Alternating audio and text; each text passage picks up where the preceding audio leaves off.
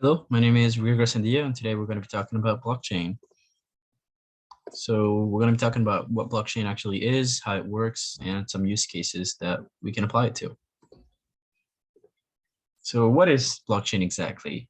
We can view it basically as a data layer for applications, much like a database. Um, you know, it can usually blockchain doesn't have any structure to the data, but we can use tools like Convector to make models such as we would use in a database in a traditional database system. It can also be compared to version control systems like Git, in that in the blockchain data is versioned. Transactions, it's kind of like transactions on a blockchain ledger. Each transaction is part of a block, and each block can be kind of seen as a commit.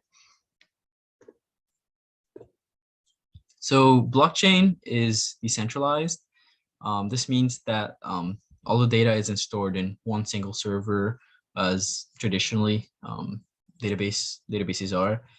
Instead, it's distributed amongst many nodes across the network, and each node has a copy of the blockchain itself.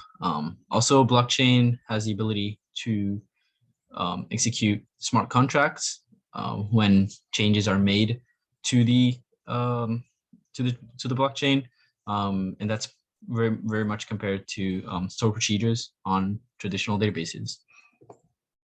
So then, what is mining? We always talk about mining, but what is it actually? Mining is the process of adding transactions to a large distributed ledger of existing transactions, aka the blockchain. So the way it works is that miners must first validate that the transaction is authentic, and if it is, then add it to the blockchain, in which case it will be broadcasted, and then everybody on the network needs to add the new transaction to the blockchain. Miners compete to find nonces, and then once they find it, they are able to add a block at the next block. And the way that it works is nonces is a random number that they have to find to be able to add a block to the blockchain. And it's regulated so that usually a new block is added every 10 minutes or so. So that is the purpose of it. So then what is a block exactly? A block is comparable to a page on a bank record book. It may contain multiple transactions, and it contains information such as the data, the previous block's hash, which is very important, and timestamp and the nonce. So blockchains can have this thing called smart contracts, or also chain code, which is a lot of what the development effort is focused on in blockchain. And it's very much comparable to stored procedures on a database.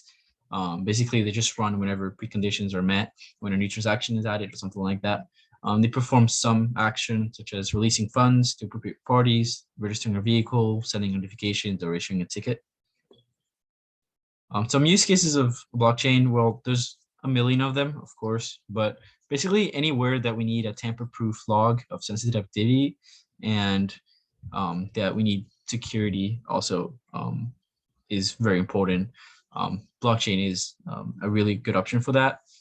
Also because blockchain, since it's decentralized, it removes the vulnerability of having a single point of failure. So let's explore two use cases. Since there's so many, I'm just gonna go over two of them. In voting, if the blockchain technology could be used for voting, it would make it more easily accessible. It would make it more secure and hacker-proof. Since even if a hacker gains access to one of the terminals, again, they would need to hack every single node on the network to be able to actually, rig an election or something like that, and that's virtually impossible. So blockchain is a really good option for voting. Also, regulatory compliance and auditing of business records and stuff like that. Because of the secure nature of blockchain, the integrity of records can be easily guaranteed. Also, having smart contracts or / chain code can allow automatic editing. Sorry, not editing, auditing. And also, since the blockchain, once a block is added to the blockchain, is locked, that means that the records are not editable even by the record owner, which adds a lot of integrity as well. The trade-off here is that a lot of auditing jobs would then not exist, so it would erase those jobs. So yeah. Thank you. I forgot to fucking do a conclusion.